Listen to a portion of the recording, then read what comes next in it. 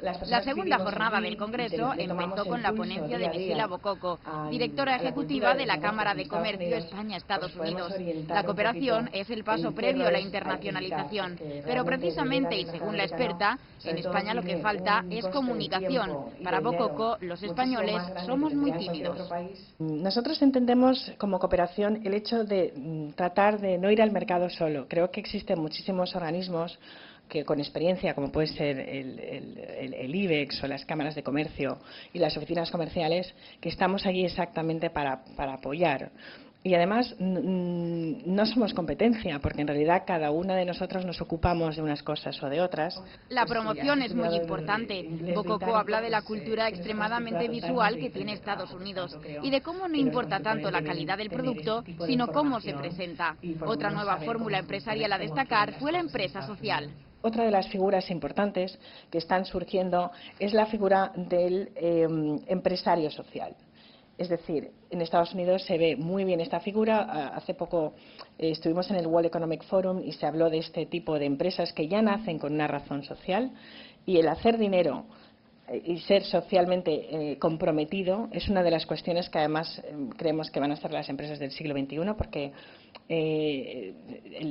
la labor del Estado en materia social es limitada, con lo cual esta responsabilidad se traslada a la empresa, y vemos que es una fórmula que, si las empresas, cuando elaboráis los planes estratégicos de entrada en Estados Unidos, tenéis esto en cuenta, es una ventaja. Para poder internacionalizar el trabajo de una empresa hay que tener una mente abierta, ser flexible y entender que no todo lo que funciona aquí funciona en otros países y viceversa.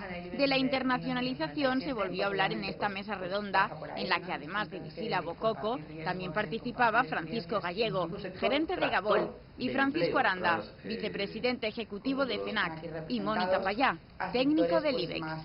Yo creo que tenemos que transmitir, desde luego desde nuestra federación, es el core business, es nuestro principal objetivo, transmitir que nuestro sector es parte de la solución a los problemas que tenemos ahora. No solo es una salida para una crisis, porque entonces muchas veces nos vamos a estrellar.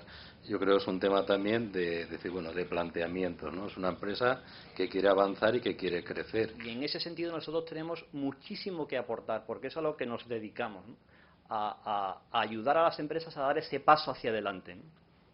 Por lo tanto, somos un sector estratégico y clave para ese cambio de modelo hacia el modelo del conocimiento, es decir, pasar de la mano de obra al cerebro de obra. El tema de la internacionalización es más que una necesidad, que bueno, que en estos tiempos obviamente pues pasa por ahí, ¿no? Hay muchas empresas que se enfrentan a eso, a la necesidad de hacerlo, si no pues cerrar la paraeta, más que a eso, a ganas de aprender y de estar en otros mercados. Es decir, que empresas, yo estimo que en vuestros sectores, que son a lo mejor pues empresas que en su propia estructura, en su fuero interno, pues nacen para ser internacionales o para ser globales.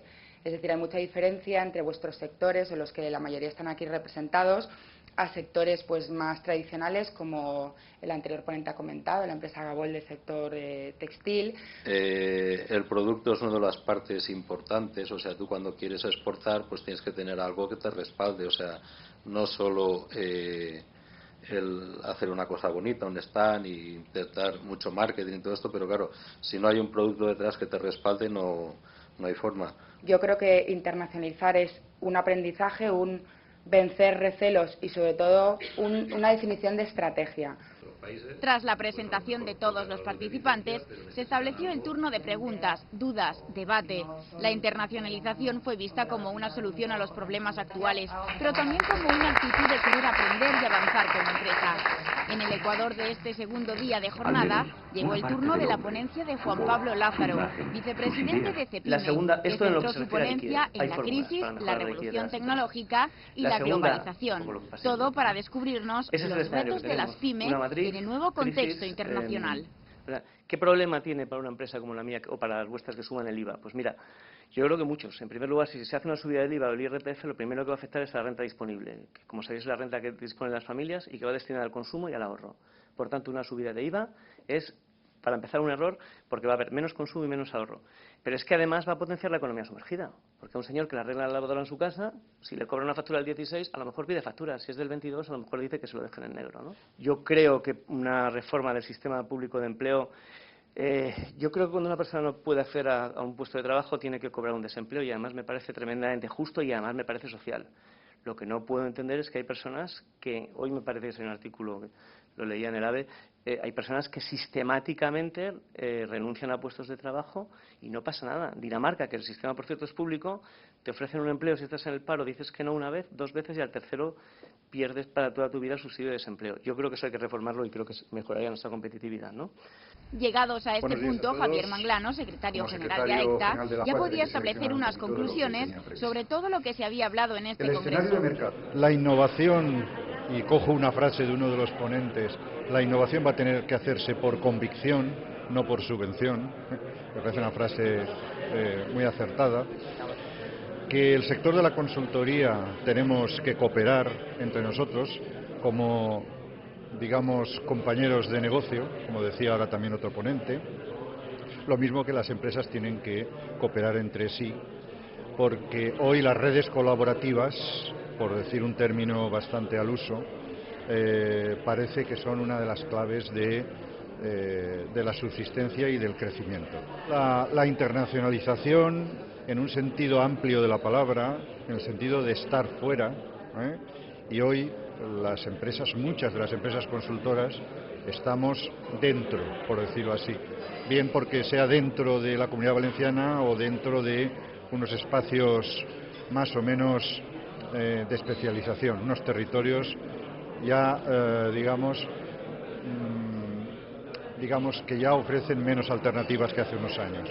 Por lo tanto, creo que mucha gente, dentro de ese optimismo, de esos cambios, de esas reinvenciones, de esa innovación con convicción, mucha gente, empresas, que piensen con humildad, en el sentido de decir, yo me voy a hacer ayudar, ahí se establece, digamos, para el sector de la consultoría, una posición estratégica, en el sentido de que vamos a tener mucha responsabilidad, las consultoras, en esos cambios que se van a tener que producir. Humildad para hacerse ayudar, cooperación y planificación, no ir, como decían hace un momento, no ir, coger la maleta, irte a Nueva York y decir voy a vender, no, hay que prepararse, hay que tener unas webs adecuadas, hay que saber quiénes son tus compañeros de viaje. 5 premiados con los premios Impulso fueron los afortunados por su capacidad para innovar, cooperar, avanzar, y al fin y al cabo sobre ello es sobre lo que se ha basado gran parte de este seminario. Porque a lo largo de todo este congreso lo que sí que hemos estado viendo es que el concepto de innovación va mucho más allá de la investigación y el desarrollo y tiene que ir hacia un concepto de innovación en el modelo de negocio, en la manera de pensar, en buscar nuevos canales, el ver con curiosidad, como comentaba Elsa Punset, y con inquietud ese mercado y verlo de manera diferente para realmente conseguir modelos distintos, ya que en las pymes el potencial de mejora en cuanto a la innovación en gestión es muy importante. Porque una de las cosas que hay que hacer es que la mayor innovación que tenemos que conseguir es la innovación en los modelos de gestión, en la forma de dirigir las empresas. La innovación en producto, por supuesto que también, pero esto, como siempre se ha dado por hecho, que había que hacerlo, yo creo que avanza y avanza de una forma razonable. La clausura de las jornadas corrió a cargo del conseller de Economía, Enrique Verdeguer. La innovación, aparte de la mejora continua, por supuesto, yo entiendo que, parafraseando al poeta que decía poesía eres tú, yo entiendo que innovación sois vosotros. Es decir, yo entiendo que innovación sois cualquier tipo de empresa que hoy está saliendo adelante, cualquier tipo de empresa que está compitiendo hoy en día en los mercados, cualquier tipo de empresa, de empresario, de emprendedor que en última instancia lo que hace es ser amante del riesgo en una sociedad tan predominante en lo que es la aversión al riesgo, tan muchas veces ajena y aversa a ese riesgo. Así finalizaban unas jornadas dedicadas a las consultorías, que como ya hemos visto a lo largo de todas las intervenciones, tanto pueden ayudar al avance del mundo empresarial.